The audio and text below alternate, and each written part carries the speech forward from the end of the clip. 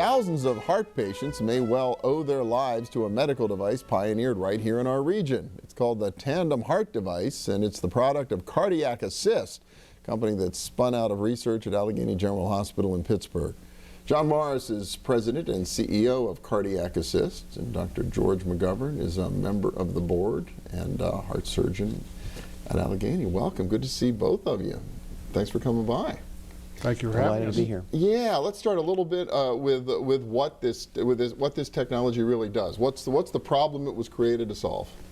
Well, the device, the Tandem heart device, was developed in the mid to late 1990s, led by the McGovern team at Allegheny General, and then transferred to CardiacAssist to basically be a blood pump that could take over the work of the heart and rest the heart during therapies and be very much less traumatic to the blood.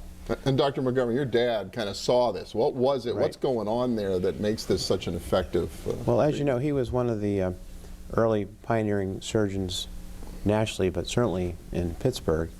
And in the 1980s, he was one of the first surgeons to promote the idea that a heart that's gone through heart surgery would often need to be rested following surgery in order to get a better outcome. So again, he developed this pump in the 1990s for that reason. And then as the field of heart surgery became more and more effective and safer, the need for this device really began to dissipate. So because heart surgery is less traumatic as everybody got better and better at it. Exactly, it wasn't taking the toll. The surgery itself wasn't taking the toll. Right, on the our heart. ability ability to protect the heart and get a good outcome really exponentially improved decade for decade, beginning in the 1960s. So what changed that's kind of given this product potentially a new life in terms of heart treatment? Well, what we realized back in the late 90s was that we had an opportunity to create additional devices that would allow a interventional cardiologist in a catheterization lab setting to very quickly and easily insert the device without opening the chest the way a surgeon would. So percutaneously, we'll put a cannula through a femoral vein. That's called a cannula, that thing you're holding? This is called a cannula.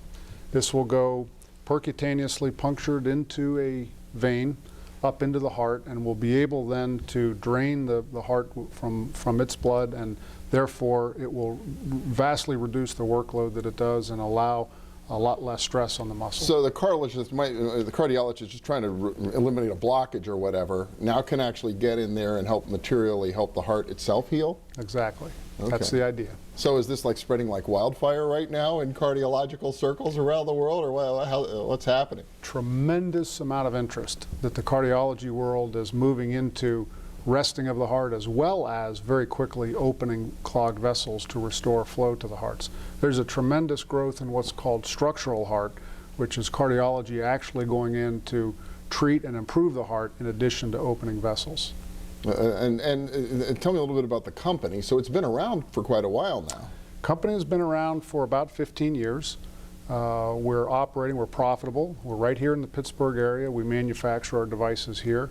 Have about 50 people, but we've now, over the last year, come up with some new, as an industry, that is, the industry has come up with some MRI technologies, diagnostic technologies, that allow cardiologists to look at the effects of these therapies on the heart.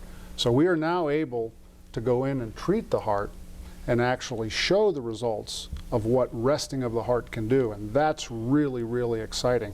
And the FDA now has allowed us to begin a pivotal human clinical study to really show that we can improve quality of lives, we can extend lives, save lives, and we think also we can take significant cost possibly out of the healthcare system by enabling a more healthy post-heart attack lifetime, reducing hospitalization, reducing things like defibrillator implants, and really extending lives. So quite exciting. Fascinating. That's what the clinical trial hopefully will prove. You've kind of known this, or what, surgeons have sort of seen this anecdotally for decades?